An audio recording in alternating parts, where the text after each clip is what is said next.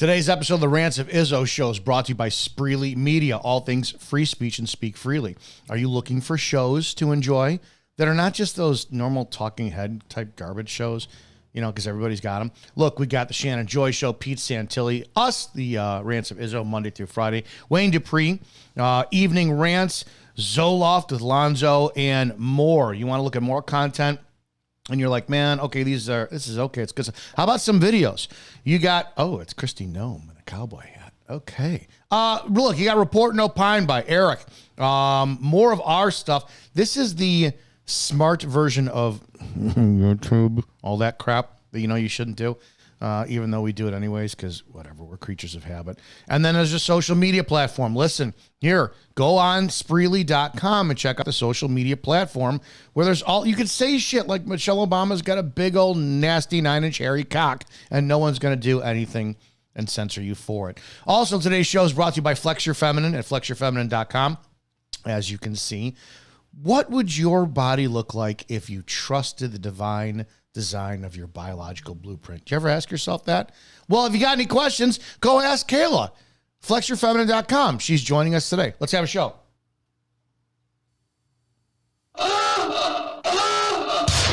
Prepare yourself. The opinions of the host and guests on the show are exclusively just that, opinions. That means that they shouldn't be the cause of your state of being offended. Why does everybody get so butthurt? Okay, let's go. Ready, go!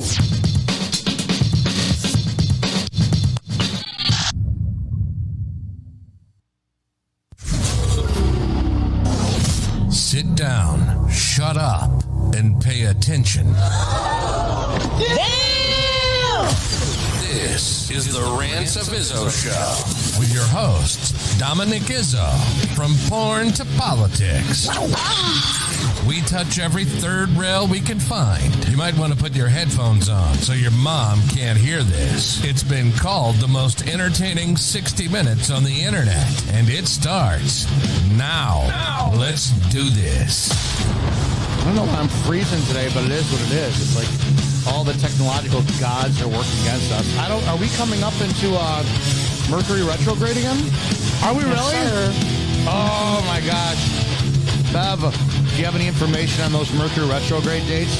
Hope so. All right, it's Friday, Rants of Izzo show here on Spreely Media. We're going to join right now and see if we could jump in with this. John Burke of All American Savage. We're going to call in with him for a second and see what's going on with him. Fun.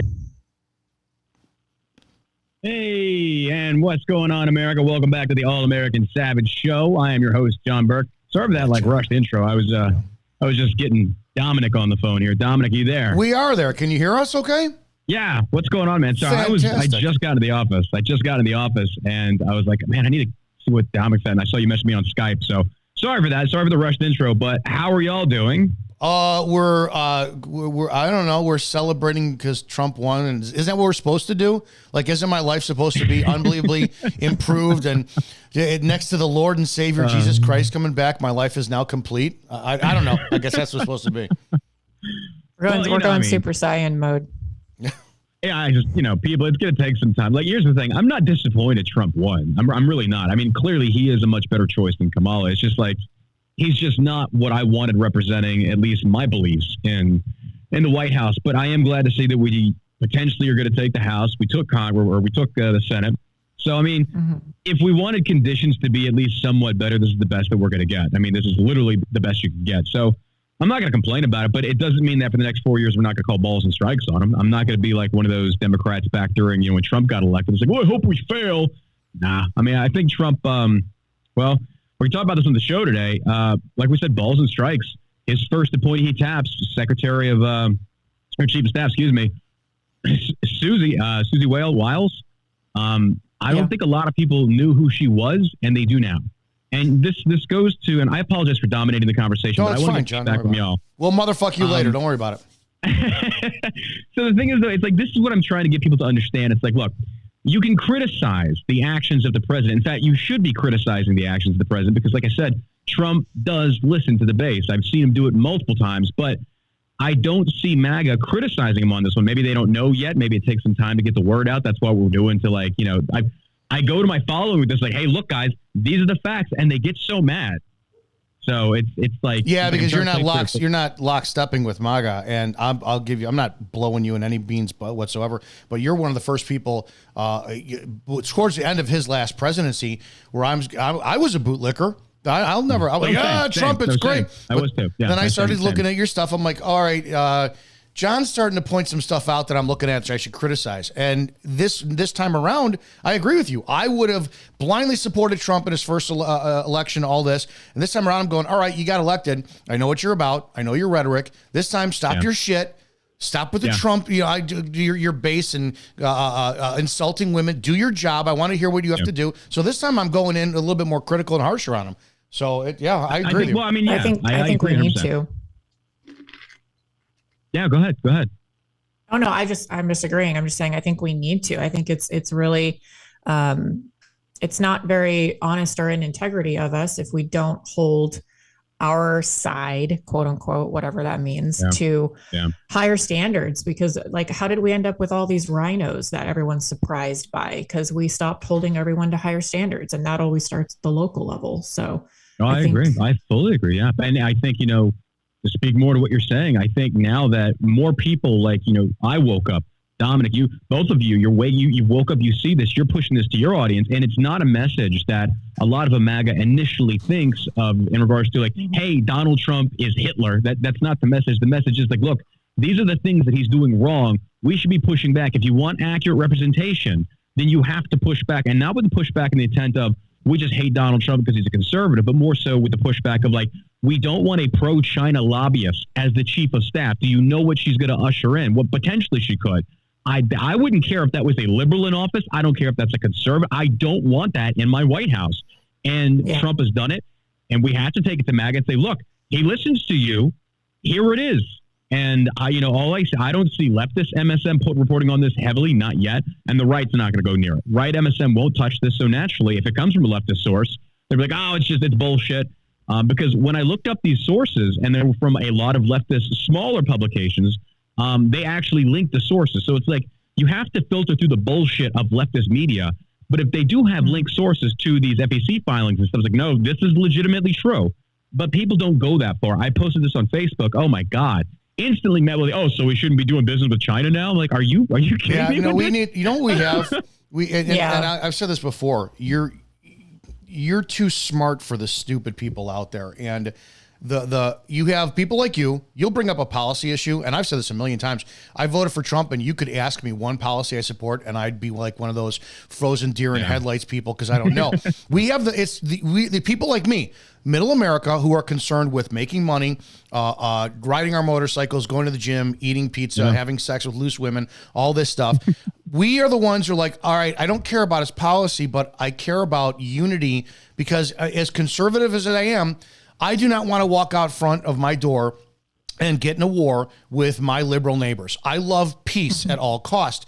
There has to be those of us who are in the middle that hear what you're saying with the education. You're saying all this about this new appointee, and I'm like, I never knew any of this.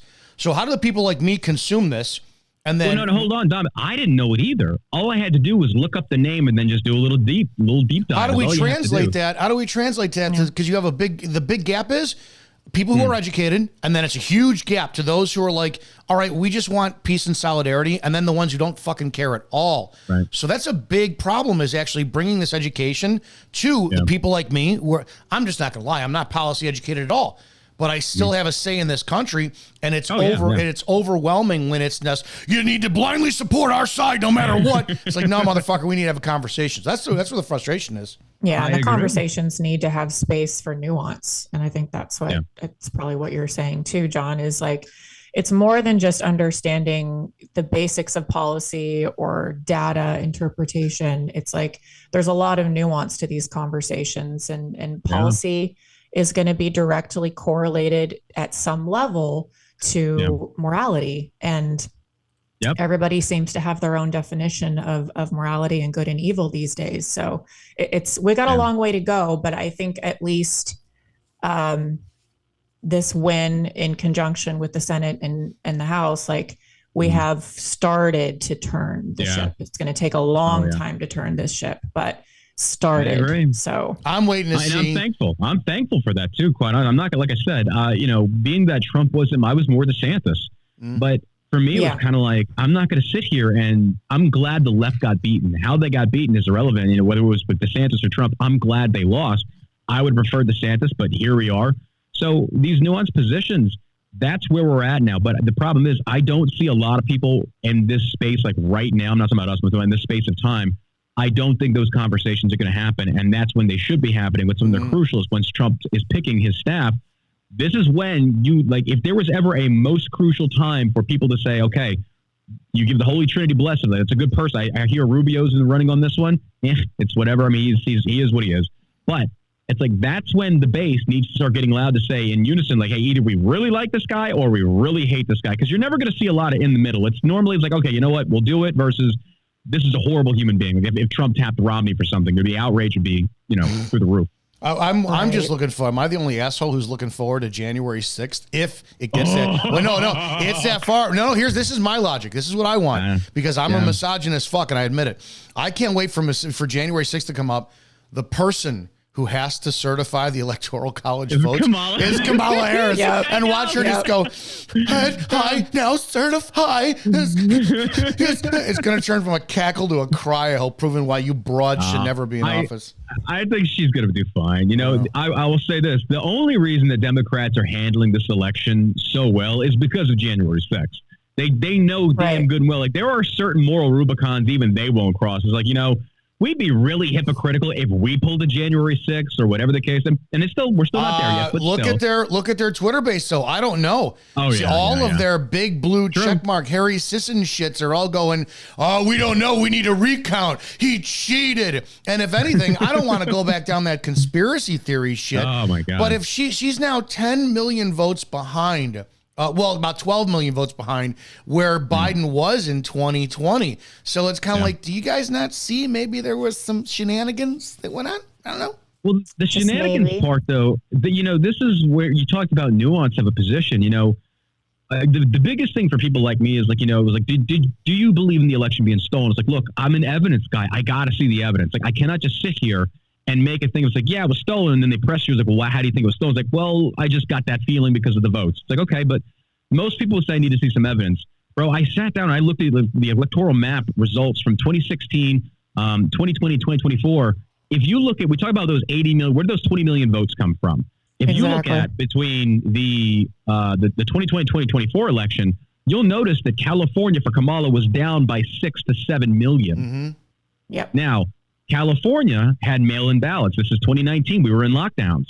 California had mail-in, but they physically mailed everyone their ballots. And then California made hardcore attempts to go out there and ballot harvest. Remember, this is a thing that Republicans didn't do. So California comes in there from for the Biden election. And yes, they surged in the numbers, but here's the kicker. So did Republicans. That graph you see going around, the red part of it, Trump goes up too. Now, here's the thing, though. I think there probably could have been some unfair play here. But the overall problem is this. $400 million was funded by the CARES Act, and it sent millions of dollars to every state. I think Texas took $24 million, and this is basically how we set up our mail-in ballot voting because of COVID. So we took $24 million. Other states took whatever. That went into mail-in balloting. Now, Democrats, that's all they did. Matter of fact, there was a worker in New Hampshire that said they saw from 100 ballots in normal elections mail-in went up to 900 in a small little area over there. So you can only imagine what the bigger areas are. Republicans wanted to show up to vote. And they said in that season, there was a 52% spike in mail-in votings overall. So that being said, could some shady stuff have happened? Absolutely. Absolutely. Now, here's the overall kicker, though. And this is where MAGA goes stolen election. But here's the kicker. The CARES Act funded it. Who signed the CARES Act? Donald Trump. He sat there and he said, they're going to mail-in ballot cheat. And what did you do? You funded it. He funded it. So because they're all in on it. Yeah. It's hard to sit here and get mad about these things. Like, oh, they cheated. Like, well, if they did, he paved the way for them to do it. So why are you not mad at it? You can be mad at both equally. It was a stupid strategic error, but you can also be mad at, the outcome. And I get that. But MAGA wants this, Like you Well, we said, have the this is a same- nuanced conversation. We have the same repeat of 2016. He's got both House and Senate going in. Mhm. Is he going to do anything in his first 2 years, or is it going to be like the first time? Well, it's going to come into the Senate filibuster, the same thing the Democrats wanted to abolish. Now Democrats are pro-filibuster. Now Democrats are all about it because it's the only line of defense they have. That is the only line of defense they have. So, just remember this. Remember this when you got Schumer up there crying like a little bitch. Like, the filibuster. It's like, bro, you have used the filibuster. You know the meaning of this. So when they call for this banning of the electoral college, they're doing it to get their base energized. They know good and well they cannot abolish these things because it would not bode well for them. 2024 just proved that because here's the kicker. Trump also won the popular vote. Yeah, there goes that. Exactly. There goes that. We got to get rid of the electoral college. Yeah, exactly. Just- So with Democrats, they wake up when you smack them in the face with a real world experience versus a hypothetical. It's like, look, the sword swings two ways. Like, well, whatever. And then when it happens, they're like, yeah, we should probably not do that. Yeah. Nice. Hilarious. There you go. Well, John, love talking to you, man. Appreciate that. You as well. Thanks for coming on the show. Yeah, we're going to go back to our thing, but I have to say, number one, how's Shell Shock doing? Doing good. We're doing good. We're hanging in there. Hopefully this Trump economy turns things around. Then we have to say something here for a second. For all you John Burke listeners, all you all-American savages, all you Rants of Izzo supporters, if you don't go to shellshock.com, shellshockcbd.com, Shellshock, just go type it in the Google search, and if you don't buy a Christmas-sized fucking 55-gallon tote worth of CBD products, THC products, gummies, all that shit, you're a fucking communist, and I hope your Christmas is canceled. Dominic, we have lube. Did you know we have lube? John, how do you know I don't use it? That's what I'm saying. I bet you do. So I'm saying we have lube if you want it. Like 50, you said gallons, 50 gallons. We can make that happen. John, I'll make my single Friday nights they look just like a fucking P. Diddy party for myself. Oh, God. All right, we love you, man. I'll talk to you soon. It was a pleasure talking to y'all. Y'all have a great day. Later. Bye. You too. John Burke over at the All American Savage Show. So fun. Fucking intelligent guy, dude. Very. I've always enjoyed his thought process. And he is one. He's one definitely that I sat there and I was doing the whole Trump bootlicking shit. And then I start looking at his posts and I respect, I literally, because he's got a different worldview than I do. And I'm like, okay, I'll listen to what he has to say. And I'm like, holy shit, he's bringing up some insane points. And that's when I went, I do have a problem with how he's fucking talking and whatnot. So I give credit where credit is due. Yeah, totally. Well, it's all about like being, I don't know, the psychosis that's been going around for years and years and years. It's beyond the last 4 years of the extreme left being completely impossible to have conversations with.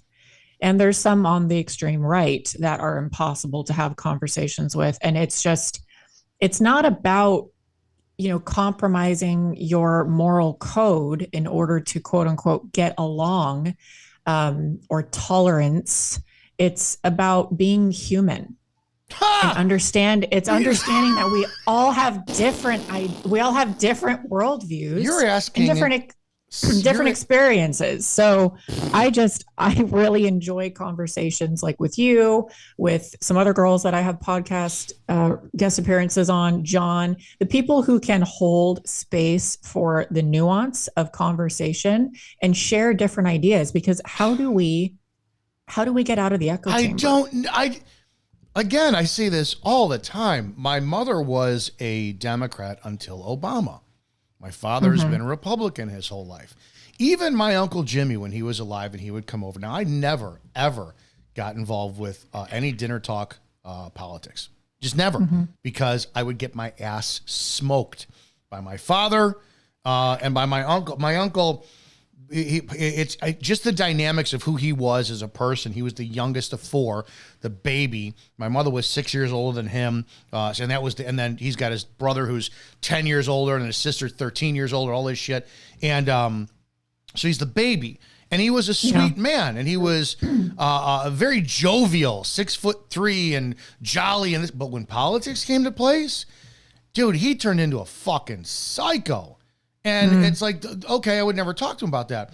But everybody got along.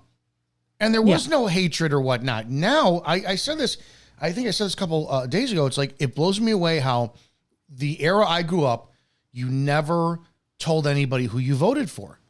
That was a taboo question. Who'd you vote for? It's like, what? Oh, it was an offensive question. Now, we identify as our political party candidate. It's like, oh, no, you go to a dating site, no Trump supporters, swipe left. It's like, Right. what the fuck? Yeah, that civil discourse, which is what you just described, I don't get it. And I will tell you where it went to shit is social media.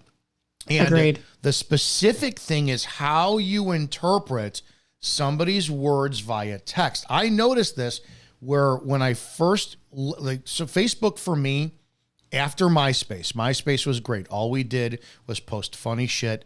That's it. You fast forward and you stalked like one of the fucking girls who rejected you, 30 years ago or something. And you get to Facebook, and Facebook, I was telling Rachel this the other day, that it was just nothing but me and like 6 people who I was friends with. And every morning we wake up and somebody would start a thread on their page of a forgetting Sarah Marshall quote from the video. And then all day long, that's all we do. Are those happy tissues or sad tissues? All fucking day long. And then now it's like when I started teaching martial arts, I went, oh, I can advertise my stuff on Facebook. And that's how the business started, right? And then I'd post a video thinking, we're in a world where you post content of you doing something and everybody's supportive. I'd never seen this mass of, oh, you suck. And well, it's like, and then you get in the defensive mode of, dude, you don't even fucking know me. And I just posted 30 seconds of something that it takes 30 years to make work. And then the arguments start. And then I translate in my mind what you wrote down, you write in, oh, that looks kind of confusing. And how I read it in my head is, oh, that looks kind of confusing. When you said, oh, that looks kind of confusing. Now the tone's, and then I come back and argue like crazy. That's where that shit started. So now it's an automatic defense where if somebody makes a statement, you're not ready to listen. You're ready to rebut, and reply. And you're ready to argue. That shit is how we got here. Everything's a fight or a flight response in our nervous systems. And, if you look at the rise in social media contact like that, like what you're talking about, it was in direct correlation to the decline of the nuclear family and the dinner table conversations really, really being present in our culture on a consistent basis for people. So we have basically like my generation and under who were raised on social media. Like I didn't have a phone until I was 15, I think. And it was a flip phone. I mean, my parents they did a lot of things right. I did not have a phone. Prime code, 1997. No, 1998. I was 20, my 23rd fucking birthday, I got one. And it was a flip phone that I bedazzled. Like, do you girls remember that? Where you like stuck little fake gems to the outside of your phones? How old are you? I bedazzled it. How old are there you? was no social media on it. How old are you? I was born in 89. Oh, you too. There you go. There it is. I barely made it in the 80s. I'm very proud of that. Yeah. 6 months I made it in the 80s. And like, what was it called? Those like little Tamagotchi toys. I don't know. Is that like the string that hang from the antenna? No, it's like this funny little pocket pet that you had to keep alive, and it was so freaking stressful. It was just like pixels on the tiniest screen. Anyway, you had to like feed it and water it and whatever, like a plant, but via technology. Anyway, that was like my first introduction to the cellular technology, and social media wasn't even there yet, right? So like then it was MySpace. I had a BlackBerry over and over again for a while at the beginning of my career. Yeah, BlackBerry was great. I was anti this app. I'm on BlackBerry. I had I had a few. I loved my BlackBerry when I was modeling. Like that's what I had, and we had MySpace at that point in time, and Facebook was just coming out. So like, I really do see a correlation between the rise of social media and that sort of conversation and texting, the phones with texting and losing the tone of conversations through texting. Did you ever have a Nextel? That was my first phone. My dad's work was Nextel. So that's who he went through for the rest of the family lines was Nextel. Did they ever I hated, you had the alerts and the chirps, and I hated people who just keyed up and started talking. I'm like, really? You're that asshole? It's so obtrusive. Oh, I couldn't stand it. Hey, do you want to? I have to torture you with some stuff because I got tortured yesterday with a little bit. We're gonna watch Sunny, whatever her name is, from The View. I guess she's got a new meltdown here. We're gonna watch. You have to watch this because I watched. May this I yesterday. disagree? All right. I think I'd like to reframe the conversation. I think Bernie Sanders is wrong. I think the more relevant question actually is what is wrong with America? I think what is wrong with our country that the Republican Party would choose as a candidate and support a candidate who is an insurrectionist, who is an election denier, who is someone who is twice impeached, 34-time convicted felon, someone who has been accused of alleged sexual misconduct really. 26. I have a question, and She was not convicted. She should be sued for slander. well, you know, he was. sure he will. He was convicted. On 34 counts, he was indicted. No, he has 34 convictions. Yeah, he's convicted. And then they were overturned. Well, yeah, but so what? Look at people who go, "You were a fired cop," and I go, "Yeah, I got reinstated." It doesn't matter. They will. All my trolls. So you were fired. Yeah, I was fucking fully Justice reinstated. doesn't. This is what's wrong They with don't the care. justice system. Right. They don't care. Women found liable for sexual abuse. What is wrong with this country that they would choose a message of divisiveness, of xenophobia, of racism, of misogyny over a message of inclusiveness, a message for the people, by the people, of the people? That's what the problem is. It's the Republican Party. But can I what's wrong with say America? something before we can do a second? The Democrats are the ones. They are the party that cares for the blue collar Exactly. voter. The Democrats are the ones who put in Social Security, Medicare, Medicaid, union protection, ACA, unemployment insurance, and Obamacare. How many years ago was that? And Republicans got rid of slavery. I mean, what is the point of this? I don't know. I like her little meltdown. My question for you is: she feels very righteous about how that do little women meltdown. it's feminine. Where the hell am I again? It's the kind of how the hell do these people keep believing this shit? Are we? And am I wrong here? It's a feminine energy because you got men believing this shit. Trump is coming for our rights, and I can't believe how many men. Oh yeah. I woke up to the next day and I saw this guy I went to high school with. I didn't know him that well in high school at all, but we're on social media together. And his post was, it's just like 8-year-old daughter. Dad, I'm scared. Me, it'll be all right, honey. And then this string of fucking comments, and I posted on there, are all of you just this shitty parents and you fear monger your children? I don't know why any man, and I air quotes, or woman acts this way. First, I think their children should be taken away from them. They should be investigated if they fuck it criminally, if they let their kids be influenced by this election at all. But B, is this what kind of energy is this that it dominates effeminate men and women? I call it the spirit of Jezebel and Ahab. They're demonic spirits. So we have a lot of oppressed or possessed people in our culture. And that's just the reality of it. Because like I said on Tuesday, none of this is originating and ending in the 3D manifest reality that you and I can hear, smell, see, and touch. It's manifested from the spiritual realm because this is spiritual warfare.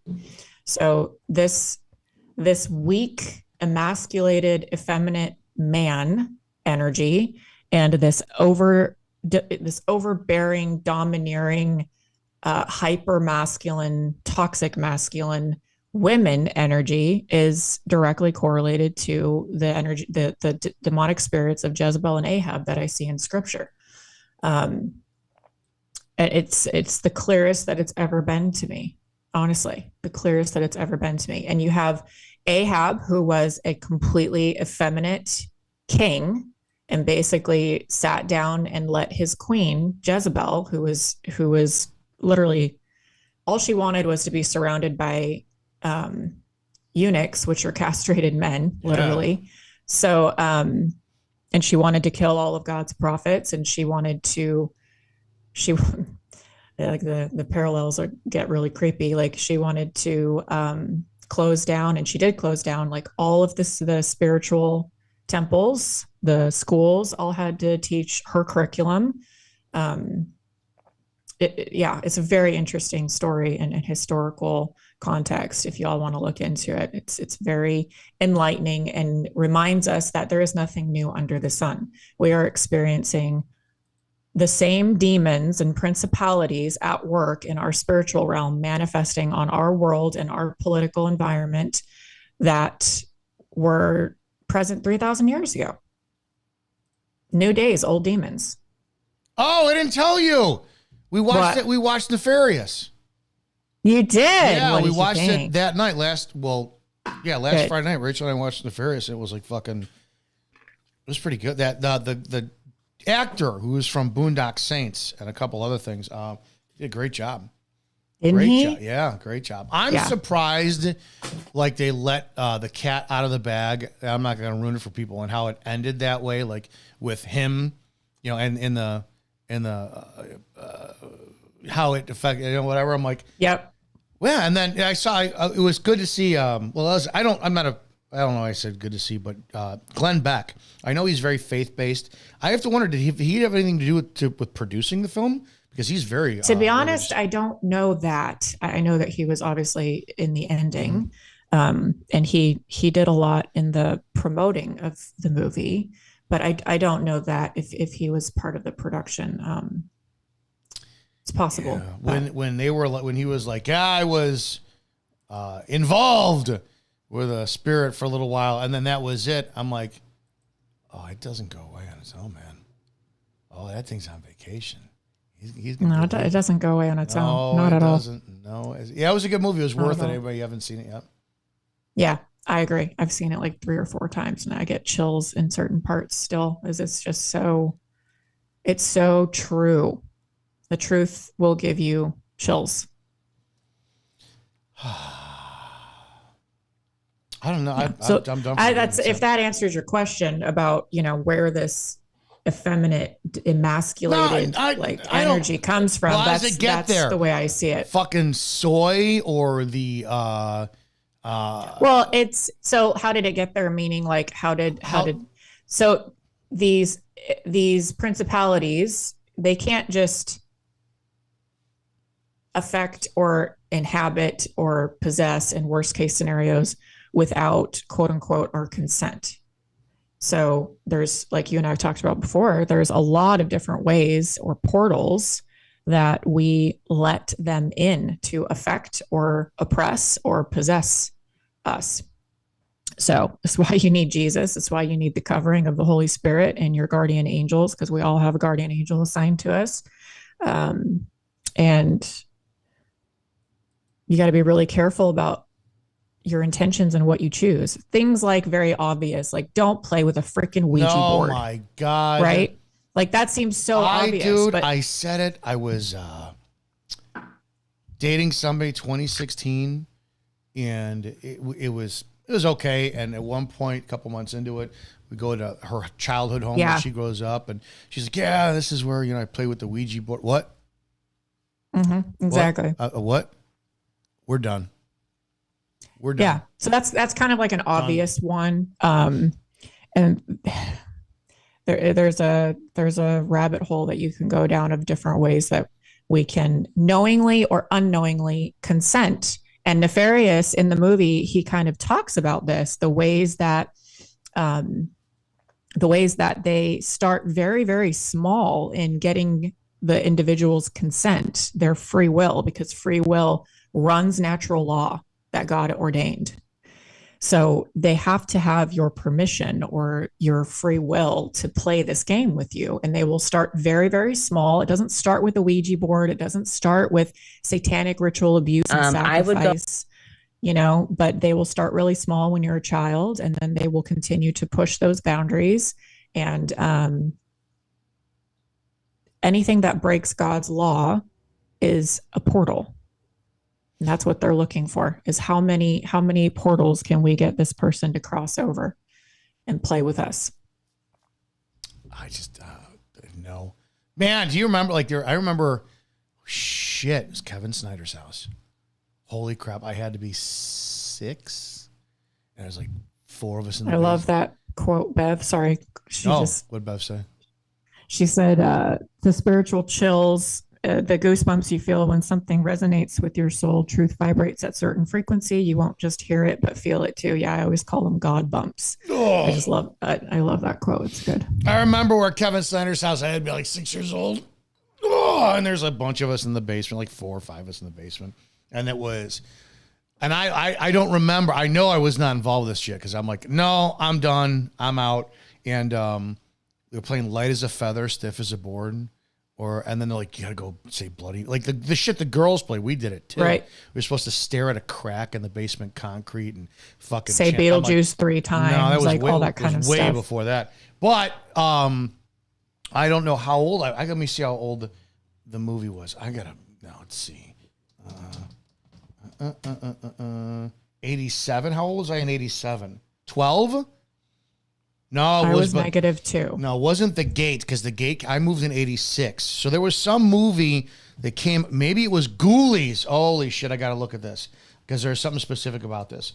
Ghoulies. The 80s is it just me, or does the 80s, was it a big, like this theme of movie? Oh, yeah, huge. Was what has never been bigger than it was in the 80s. Like everything that we still reference about the spirit realm was from the 80s. They were telling us something. I think I remember watching the 80s, and it's 84, 85 is when it came out, so that makes sense. And they were drawing pentagrams on the ground to conjure up these ghoulies. And I remember fucking taking chalk and drawing pentagrams on the stoop outside the house. And that night or that day, like like 5 o'clock in the evening, it's like the sky went really green and I was like, tornado warning. I'm like, oh, I'm never fucking with this again. So I was like I was getting buckets of water and like hosing them off. And I'm like, that terrified me. Fucking terrified me enough to never want to get involved in that shit again. Because that stuff is real. I don't care what it's so real. It's fucking real, man. I made sure when my niece was old enough, like when she's like 9 or 10, and she's going to be 17 now. And like I used to pick her up from school every day, and we talk about stuff. And I don't know how this got in this conversation, but at one point we're talking about stuff, and I think it was just like pressing on my mind. And I'm like, you got to have this conversation. I go, if you go to your girlfriend's house, you guys hang out, never to touch a Ouija board, right? And she's like, yeah. I go, listen to me. Those things are real. Don't play Bloody Mary in the mirror. Don't do this shit. It's fucking real. And I tried to terrify her as much as possible. Yeah, totally. And beyond the kind of what we're talking about right now, the Ouija boards, the pentagrams, the chanting, like beyond kind of the more obvious stuff that Hollywood has tried to turn into just fiction. Like you and I know it's real, and I think our listeners can agree that it's real. But beyond those sort of obvious things that are not fictional, it's the things in scripture that God warns us because he loves us to stay away from, like getting drunk, for example. Nobody wants to hear that.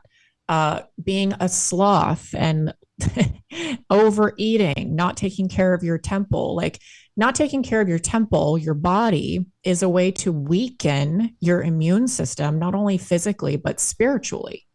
So if you are participating in these seemingly innocent things like getting drunk and getting high and this kind of stuff, eating really crap food on a consistent basis, or you're addicted to really unhealthy processed foods, this is going to weaken you spiritually, emotionally, mentally, and physically. And go the extreme route. Go the extreme route. What are you going to do? Picture it. You start at the point of beauty and health and wellness and all this stuff, and then you let yourself go, and you're so downtrodden and beaten on life, and you're fat and you're depressed, this and that. Aren't you more susceptible to be willing to do anything to feel and look better? Yeah. Exactly. They start with seemingly innocent things. Like they're not going to start by presenting you with a pentagram and a Ouija board or a ritual sacrifice on an altar. Like they're not going to start there. They're going to start with seemingly innocent things like, oh, it's just alcohol. It's just a vape. It's just a little bit of weed. Never done weed. It's just I have. I just don't. We haven't had that conversation. No, we never have. I okay. I got to tell you the story of why I stopped. All right. So I've never, sans maybe some black market testosterone, I've never done any drugs. I smoke cigars, never had a cigarette, never had a gummy, never done weed, never done blow. My first drink ever I had on October 26th in 1996. And I don't like, literally anybody knows me. I had a quarter of a glass of wine at my cousin's wedding.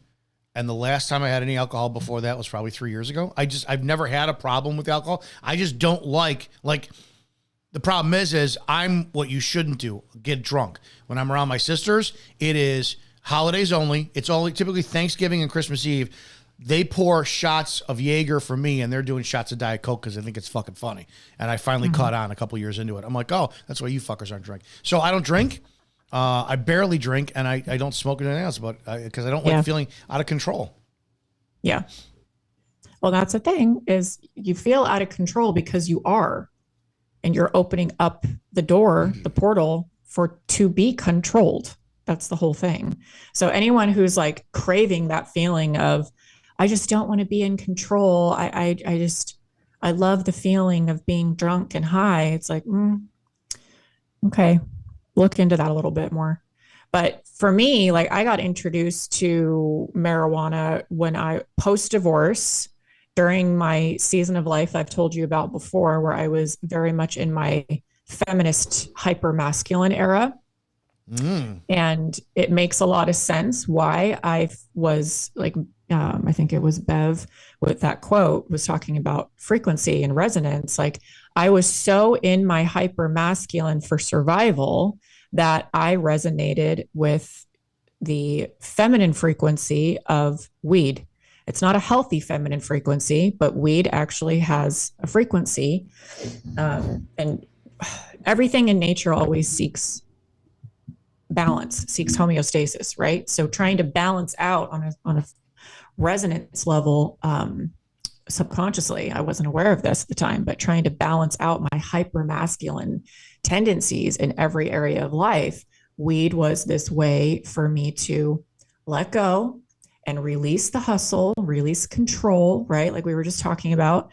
And I participated, it never affected my life necessarily negatively. Like I was very successful during that period of time. I used it as a way to wind down, to help me with insomnia issues and anxiety issues is how I rationalized it. But eventually I got to the point where I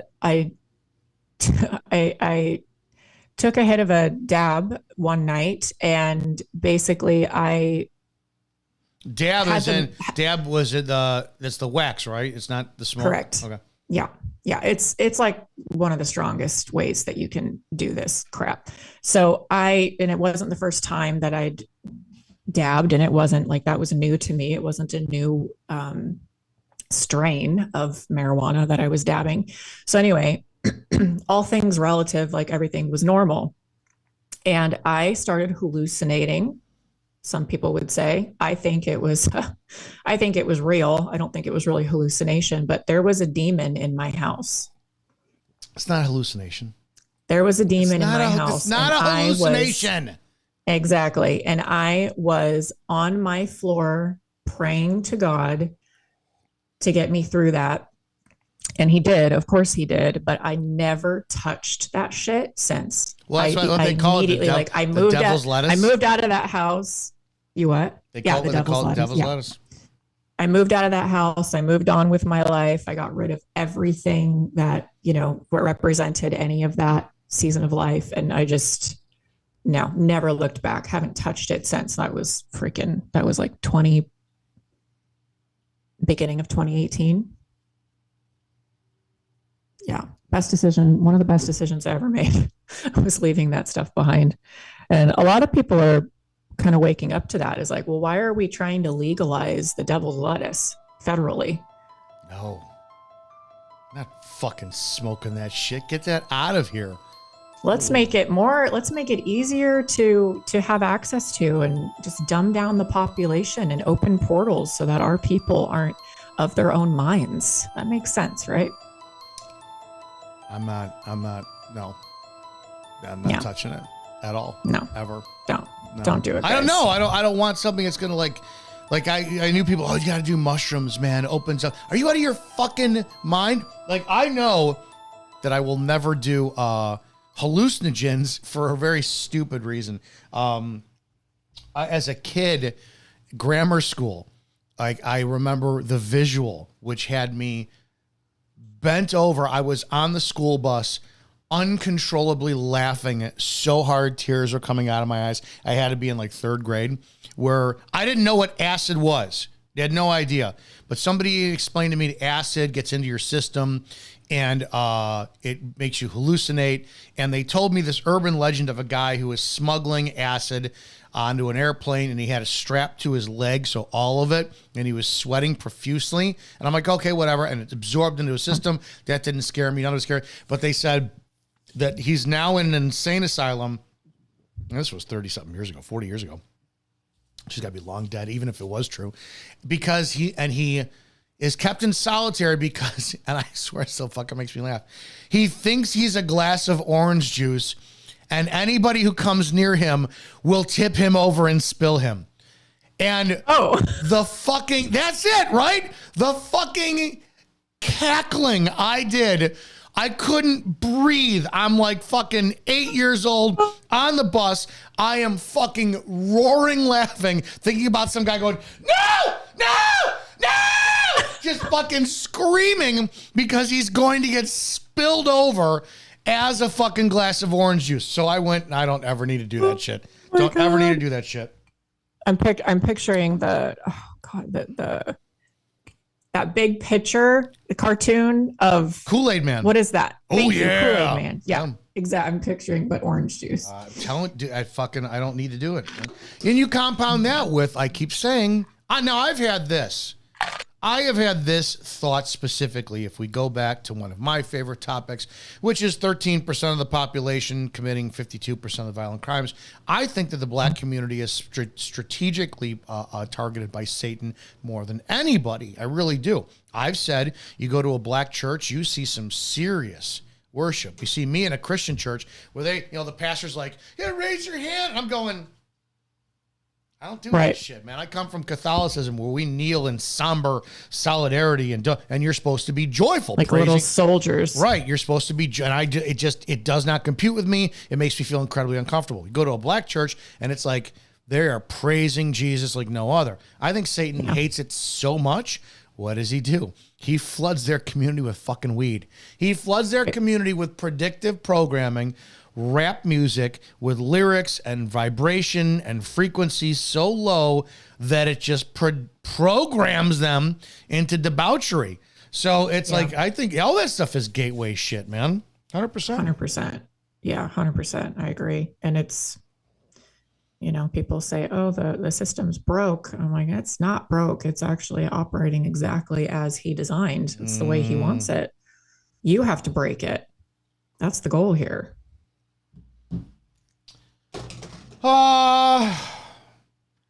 Man, fucking, that's pretty quick day today.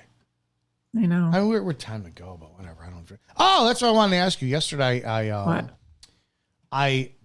Because you have an athletic background, and you know who Simone Biles is. I played this yesterday. Oh yeah. I did not respect when Simone Biles quit the Olympic, the highest fucking every athlete's dream. I was nowhere, even on the spectrum, able to ever be a competitive Olympic wrestler. Would have never happened at all. But that would have been like the fucking. I hated Rulon Gardner beating Alexander Kremlin for the Olympics. For those who don't know, Kremlin was like 9,001 in his career. He was called, I think, the Russian experiment, just a huge beast. And we have this disgusting fat boy. I'll pull up Kremlin versus Gardner. Erner. Yeah, this gives you a no, I said Krellin versus Gardner. Alexander. There we go. Krellin. He was Russian, right? He's Russian versus I think Roland Gardner. Sure. Well, the audience needs to see this, and this is why this insults the shit out of me. Here are these two men side by side for those. He's quite the specimen. It's impressive. It's humbling. For those who are playing the at-home game, Krellin on the right, who was just this fucking beast, and he would just, destroy people. And then you have on the left look at this fat dripping over his fucking singlet, Roland Gardner, and he's a fat piece of shit. He was the first guy to dethrone this wrestler in decades. And how he did it was by a penalty point. I can't recall. I think it was Krellin had a locked hands or position. So he had a point awarded against him to Gardner, and Gardner won in all of America. Yeah, he won. And I'm like, no, he didn't win. Krellin lost. So there's a difference. That's my mindset. And with Simone Biles, she quit the Olympics in France, I guess, a couple years ago, stating stress, and people were saying you have to give her a break because she was traumatically raped by one of the doctors with 500 other people. And I'm like, I don't give a shit. And I put this post up today. This massive mental health, everything has really destroyed us. I want to go back to men. Don't talk about your fucking feelings. Don't talk about them. The worst that I've ever produced as a man was when the population, the people, gave me permission to vent how I felt about emotional stuff. No, the best I ever operated was taking the shit that bothered me the most and putting it into my work and fucking producing. And I can't remember who said this or how it's truly said, but it's like, the greatest achievements that not fucking women, men have ever made came when they were at their emotional worst. If it's always, you want to see a guy excel, you have get him get dumped. The second he's fucking dumped, he works better, he looks better, he is better, all this shit. But now it's like we have to celebrate. Well, it's the classic truth of alchemy. You're transmuting pain into power. But they don't want you to know that. Of course not. And it like we want to pretend like it's some coincidence that the American athlete is let off the hook because of stress and overwhelm and anxiety. Like that makes it okay for her to quit. Of course it does. And then it makes it okay for her to quit and be praised by everybody how strong she was. And I played yesterday online and I put up the comparison of Carrie Strug. And oh my God, it's Carrie Strug, for those who don't remember, if you didn't listen to the show yesterday, in 1996, Russia was up in team points for the Olympics, and we had the fucking dream team of all dream teams. Carrie Strug, Dominique Moceanu, Dominique Dawes, fucking incredible. And Strug, it's her event. She hits a vault. She fucking breaks her ankle, gets up, limps down to the running platform, does it again. And I'm standing at TGI Fridays with two plates, like two armfuls of fucking dirty plates, and I'm glued to the TV, and the whole place erupted because she stuck it perfectly. And everyone's like, well, yeah, but Biles has more gold medals. But fucking I didn't know who she was until she said she quit. And everybody was celebrating her for recognizing the stress that she was. And I had people today going, well, we need to do that more. It's not about the victories. It's about the battles. And I go, okay, explain it to your military then. Hey, guys, go out there, give your best effort, but don't worry about winning. Just give us your best effort. That's because the country we are. If Simone Biles was a man in a war zone or a police officer in a situation and just decided to quit when the rubber hit the road, she would not be welcomed with open arms for being sensitive to what she needs on a deeper level than representing her country or her position, right? She didn't fulfill her obligation, like a contractual obligation to represent the United States of America on the largest world stage for her profession. She didn't. No, can you imagine that? And we're not going to have any accountability. We're not going to have any accountability because why? Personally, I think it's because she's a female and she's black. Of color. 100. Dude, can you imagine that? You get chosen to go on your team. You're not representing Simone Biles. You're representing the United States of America. All right, I wrestle off as me and somebody else, and I get the spot. I beat Kurt Angle, who also wrestled and won a fucking gold medal with a broken neck. I go out there, and I'm like, here, I'm Team USA representing the United States, trying to get team points, and I go, I'm not feeling too well. I'm going to sit this one out. And it was pointed out to me today, too, and I gotta find this out, that she didn't compete for the team. That she was stressed out for the team competition, but she was cleared miraculously for the individual. Oh, really? Yeah, that's what I didn't know that. Yeah. But no, it's because she's a fucking woman of color. Can't criticize her at all. But, the feminists want equality.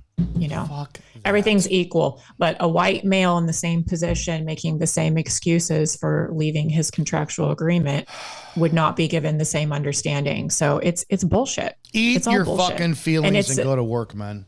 It's a psyop to weaken the American mentality. Because, I'm sorry, is Russia letting their Olympians off the hook because they woke up feeling stressed? Dude, I've shown the videos a million times. Even for like martial arts, we stick our martial arts kids in at 5 years old, 3 years old, and they do that. Like yesterday, I'm involved with wrestling coaching, and we have I with an organization that has 5-year-olds and up, and the first the kids who came in yesterday is about 30 between 5 and 10-year-olds yesterday, and I sat back and didn't do shit yesterday, and it was chaos, fucking chaos. My sister, the second half came in. My sister ran a kindercare for 20-something years. She taught me a brilliant thing that the coaches had no idea about. And I don't know if any of you parents know about this. It's called 1, 2, 3, eyes on me. You say 1, 2, 3, eyes on me. And anybody who's listening knows this. They go 1, 2, eyes on you. I sat there. I got tired of everybody talking, and all I did was bark out 1, 2, 3, eyes on me. And the kids, 1, 2, eyes on you. And I'm like, coaches, now you can keep going. And they're like, I'm like, dude, I don't function well in chaos.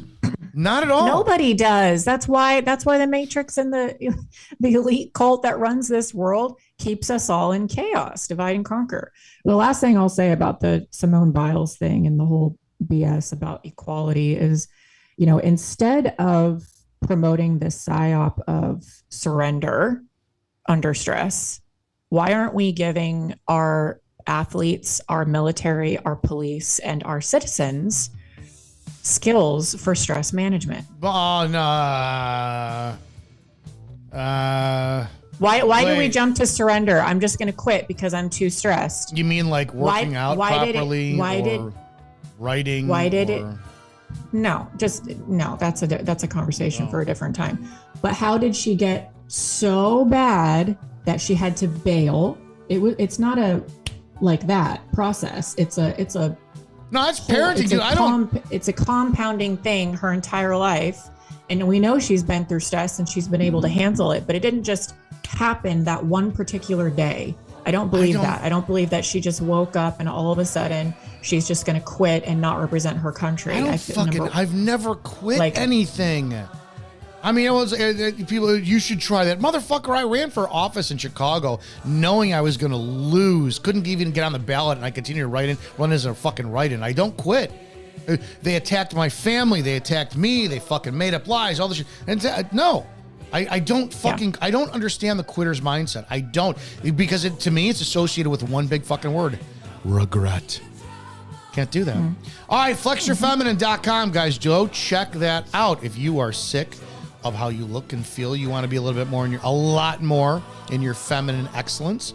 Flexyourfeminine.com. Other than that, have a great, awesome weekend. Go check out all things spoken freely here on Spreely.com. Have an amazing weekend. Go help somebody today, and if you can't help them, just don't hurt them. Otherwise, we don't want you back to the show. Don't come back and listen and watch all that shit. Just don't. Fucking, you're a loser. That's it. Bye. Every time.